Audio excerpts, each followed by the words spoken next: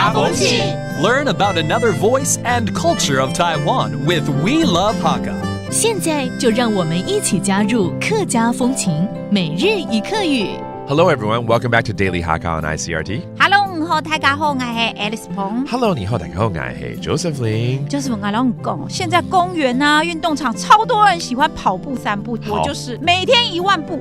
哦，是吗？我来挑战看看。Okay, one of the simplest forms of exercise is to stroll or to run, right? So let's teach you these phrases. 跑步，走。Okay, that's to run actually. 然后散步，散步 that's just to take a stroll. 好，每周我至少会跑步3天，这是很好的习惯，对不对？Okay, I will run at least 3 times a week.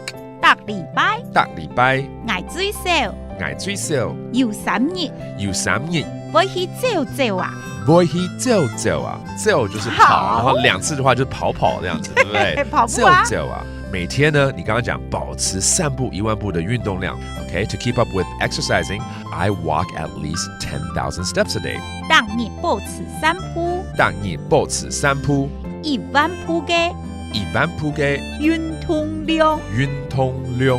Well, let's review these phrases, including to take a stroll 叫散步，然後呢要跑步 to run 走。I hope you keep up with your exercise and thank you for listening. 什麼大家？安子 say 張來了。客家风情由客家委员会监制。 We Love Hakka has been brought to you by the Hakka Affairs Council.